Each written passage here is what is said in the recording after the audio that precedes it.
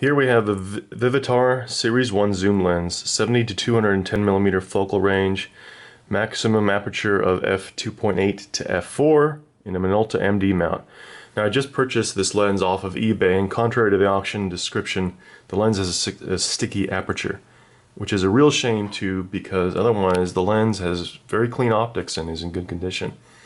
I just wanted to make a video showing people what a sticky aperture might look like on some of these vintage lenses.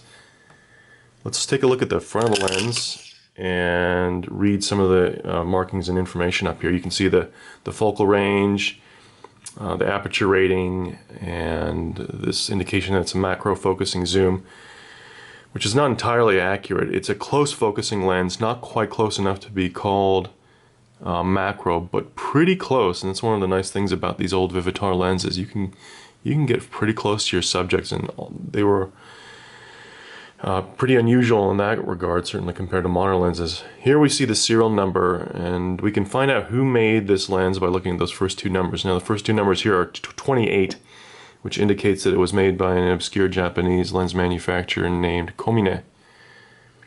A little is known about Komine. They eventually went out of business and left little trace of themselves other than a collection of high-quality glass made for Vivitar in the 1970s.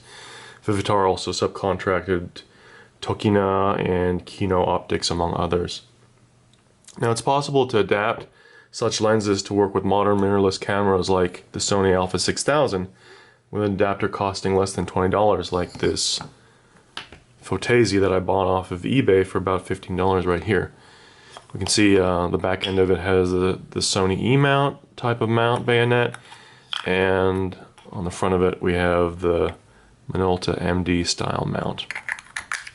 And the adapters work pretty well, and that's the great thing about these Sony Alpha 6000 cameras, is that you can adapt virtually any type of vintage lens to them. You have a wide range of options of what you can adopt for the Sony system, aside from native lenses, which is the irony. Now Vivitar made many versions of this zoom. This is the third generation out of a total of 5. This particular generation is the most highly sought after because of its good sharpness and large aperture ratings. It has a one-touch push-pull and zoom ring here. You control zoom and focus with just this single ring. You don't see them made this way anymore. Usually it's 2 rings now. Let's turn the lens around and take a look at the mount. Here we see the Minolta MD style mount, and here's the aperture control post. We can open up the aperture, but it gets stuck near wide open and won't close back down. This is the aperture control ring. I can adjust aperture to f2.8 for wide open, and we take a look down the barrel of the lens and we can see that the aperture diaphragm is wide open. But when I stop this down to 22, nothing changes. It's stuck wide open.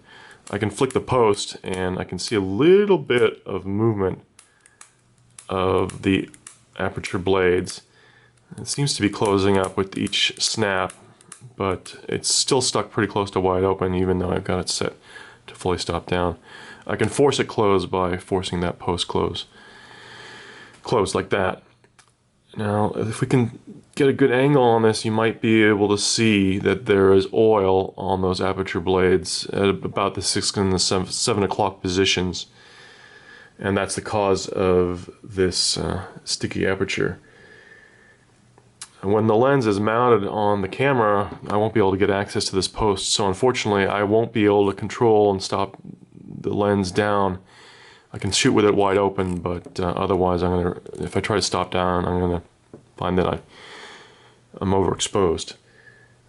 It might be possible to fix the aperture blades, to take the camera apart and clean the oil off and get this back to fully working condition again, but that's quite a project and it's probably worth more in time and money than I paid for the lens. So unfortunately I'm likely to have to return this to the seller.